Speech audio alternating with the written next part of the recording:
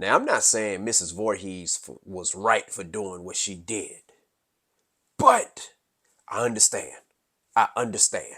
Okay. Welcome back to another edition of our 31 Nights of Horror. Today we're going to talk about Friday the 13th. It's Friday the 13th, the original version. Yeah, Jason Voorhees makes a cameo in this one here, but this is not the big Jason Voorhees that we're used to seeing. The ski mask, the hockey mask, all right?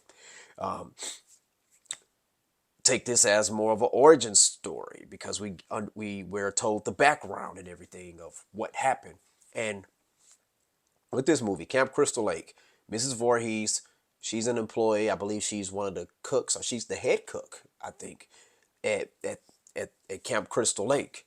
And her son, who's supposed to have been supervised by the what you call them, the camp counselors, okay, supposed to have been supervising kids, but they wasn't. They was off goofing around, doing other things that they had no business doing, and unfortunately, young Jason drowned, and he died.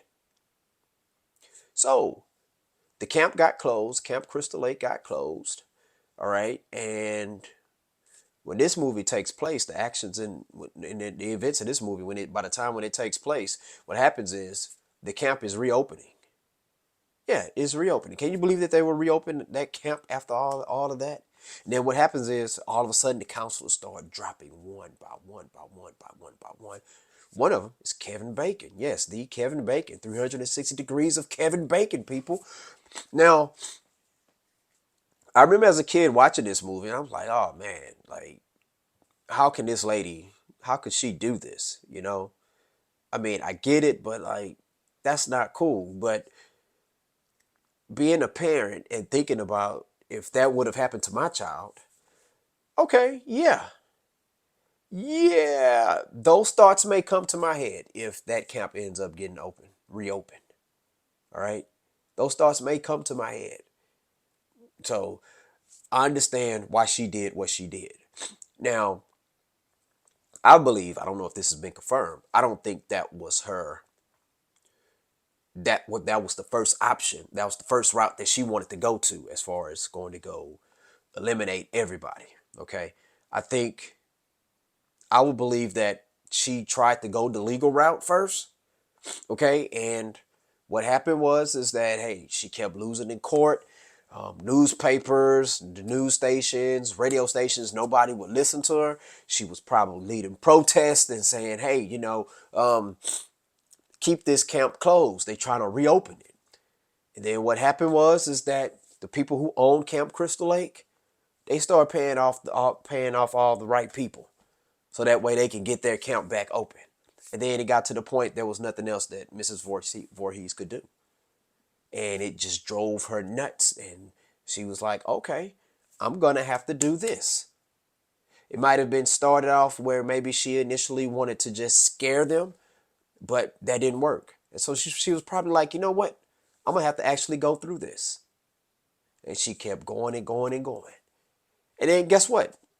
By the end of the movie, even though she dies, the camp gets closed. But as we know, there's like 20 other sequels.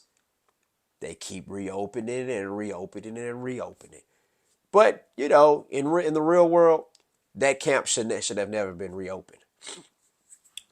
This movie here has one of the most scariest scenes I've seen in a movie.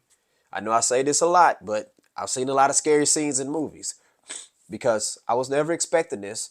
And even when I'm expecting it, it still scares me. The scene where the young lady, hey, she survives. You like, yeah, you know, she eliminated the threat. She survived out of all the other counselors. She's in the boat, exhausted, and then boom, a body comes up out the water and just pulls her in. And I don't think we ever get confirmation whether or not she hallucinated that, she dreamed that, or did that really happen? Maybe Jason pulled her down, but he wasn't strong enough yet. Because at the end, when she's at the hospital, she tells the doctor, she asked the doctor, she said, "What about the little boy? Did you grab the little boy that was in the water?" And it was like, "What little boy?" "The little boy that was in the water. He had pulled me." They had no idea, and then it ends on that. So I'm like, oh, that's pretty clever.